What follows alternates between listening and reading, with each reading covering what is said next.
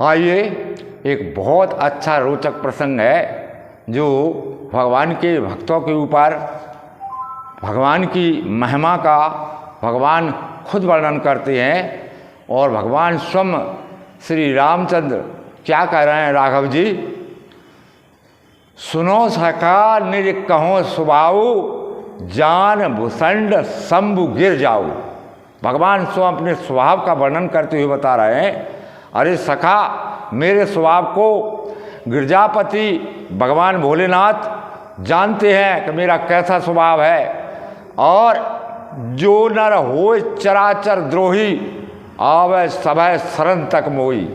जो मनुष्य, जो प्राणी चराचर जीव का द्रोहक हो, उसको भी अगर वो मेरी शरण है तो मैं कराऊँ सद्यते साधु समाना, मैं उसको संत बना देता हूँ। भगवान ने कहा ऐसा, शरणांगत को जे तजे निज अनहित अनुमान, तेनर पामर पाप मही तिनय बिलो का थान। ऐसे नर का संग ना करे जो शरणागत आय को त्याग दे, उसके मुंह देखने का धर्म नहीं है। तो ये भगवान के वाक्य हैं। और कबीर, तुलसीदास, सूरदास, वाल्मीकि इत्यादि जितने भी हमारे ऋषि मुनि हुए, सबने भगवान के स्वभाव का वर्णन किया है। तो भगवान का स्वभाव कैसा है? भगवान का स्वभाव एक ऐसा भी है कि सुनो सखा निज कहो स्वभाव, निज अपराध रसायन अकाऊ। जो अपराध भक्त कर करई, और राम रोष पावक सु जरई।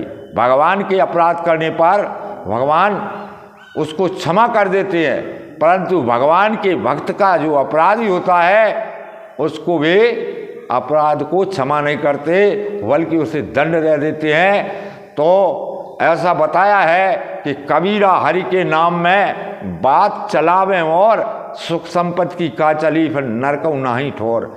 ऐसे व्यक्ति आप मिलेंगे जो भगवान की भक्ति में बाधा डालने वाले हैं। वे मनुष्य तो नहीं है, मानव ऐसा कर नहीं सकता। जब जब भक्ति में भजन किया है, भक्ति में भजन में दखल दिया है, तो दान वो नहीं दिया है।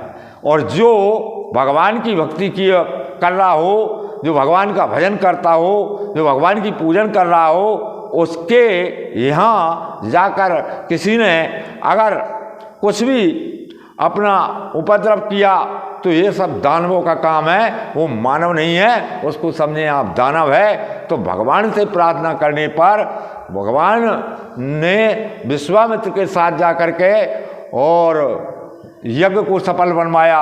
तो भगवान स्वयं ही पूजा करवा सकते हैं, नहीं तो इस घोर कलयुग में पूजन करना भी बहुत दुर्लभ है। आप सहज ना समझें, भजन पूजन सहज में नहीं है।